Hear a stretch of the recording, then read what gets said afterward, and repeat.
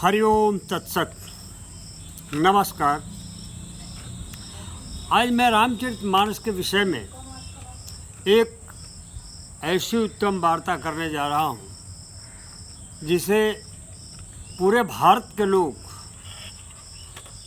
सनातन धर्म के लोग आसानी से समझ पाएंगे। और दूसरी बात कि भारत के अतिरिक्त हमारे अन्य देश जो उपनिवेश हैं, भारत के ऐसे उपनिवेश नहीं हैं, बल्कि उपनिवेश इस रूप में है कि भारतीय लोग जाकर के विशेषकर पूर्वी उत्तर प्रदेश और बिहार के लोग जहाँ जाके निवास करते हैं, यथा मॉरिशस, सूरीनाम, त्रिनिदाद टोबैगो, ऐसे ऐसे देश हैं जहाँ भारत के लोग हैं। बगल में फिजी भी है। वहाँ पर रामचरितमानस का लगातार पठन पाठन और साथ ही रामचरितमानस को गाने का बहुत ही एक तरह का शौक़ है, या ये कहिए कि उन लोगों को इसमें आनंद आता है। ये धार्मिक ग्रंथ के साथ साथ सामाजिक, राजनैतिक हर विषय से, आर्थिक, सामाजिक, राजनैतिक हर तरह से यह ग्रंथ परिपूर्ण है। रामचरितमानस के पाठ के कई तरीके होते हैं, कई प्रकार हैं। पहला प्रकार नित्य का पाठ। कुछ लोग होते हैं जो नित्य अपने दरवाजे पर या किसी मंदिर में या किसी ऐसे सार्वजनिक स्थान पर बैठ कर के पाठ करते हैं, चाहे वो 2 दोहा पढ़ें, 4 दोहा पढ़ें या 8 दोहा पढ़ें। ज़्यादा से ज़्यादा लोग 10 दोहा से ज़्यादा नहीं पढ़ते, 10 दोहे तक पढ़ करके उसका अर्थ लोगों को समझा करके और समाज में उत्तम मार्ग चलने का मार्ग प्रशस्त करते हैं।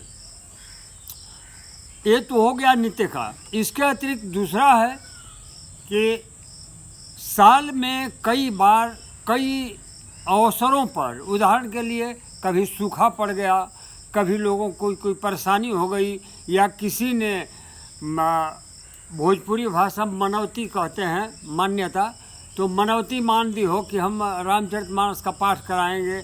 विशेषकर मैं अपने जीवन की बात बता रहा हूँ कि जब मैं कहीं नए स्थान पर अधिकारी के रूप में जाता था, बदली होकर के, ट्रांसफ़र होकर के, तो वहाँ पहले से ही लोग कहते थे कि उपाध्याय साहब आ रहे हैं भाई, शनिवार को रामचरितमानस का अखंड पाठ होगा। वो अखंड पाठ 2 तरह से होता है। एक तो कई जगह ढोलक, झाल, हारमोनियम के साथ, यानी बाजा गाजा के साथ, और कई जगह केवल पठन ही होता है। 2 पार्टी होती हैं, एक पार्टी आगे आगे पढ़ती जाती है और दूसरी पीछे पीछे। हर दोहे के बाद संपुट पाठ किया जाता है और संपुट के लिए चौपाइयाँ होती हैं, जैसे मंगल भवन अमंगलहारी, द्रव सुदशरथ अजीर बिहारी। कहीं कहीं कहा जाता है कि मंगल भवन अमंगलहारी, उमा सहित जय जपत पुरारी। कई जगह कहते हैं कि महावीर बिनो हनुमाना, रामदास जस आप बखाना। ये हर दोहा के बाद ये चौपाई पढ़ी जाती है। तो वो क्या होता है कि अखंड पाठ जो 24 घंटे का किया जाता है वहाँ होता है। कई जगह एक शब्द चलता है मंगलवारी। हर मंगलवार को मंदिर के अंदर रामचरितमानस का पाठ किया जाता है या हरे राम हरे कृष्ण का पाठ होता है। ये तो हो गया नित्य पाठ करने का या विशेष अवसरों पर पाठ करने का।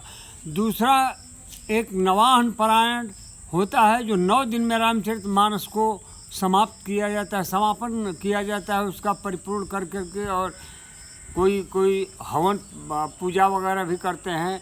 कई लोग ऐसे ही आरंभ करते हैं और इसका अंत करते हैं। तीसरा होता है मास पारायण।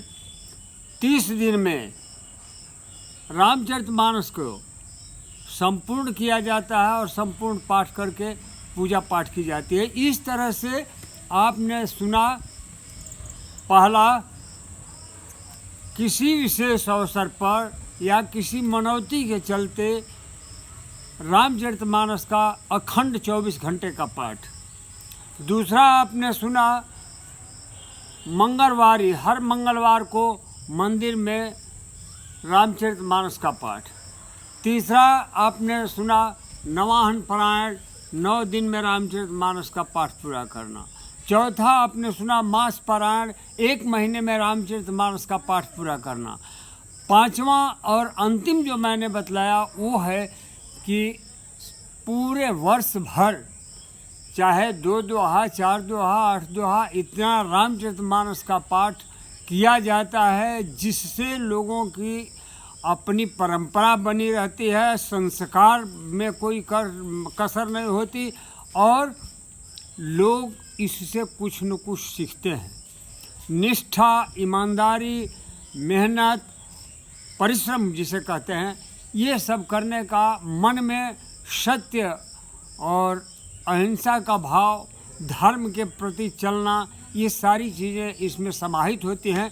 इसलिए नित्य जो रामचरितमानस का पाठ किया जाता है, बेशक चाहे 2 दोहा ही किया जाए, बेशक चाहे 5 आदमी सुने या 10 आदमी सुने, ये हर समाज के लिए, चाहे वो समाज, देखिए यहाँ पर मैं ये नहीं कहता कि किसी जाति विशेष या धर्म विशेष, लेकिन सनातन धर्म के लिए ये एक आवश्यक ग्रंथ है। और आज मैं इसलिए इतना ही बताना चाहता था या समझाना चाहता था कि रामचरितमानस का पाठ किस तरह से होता है।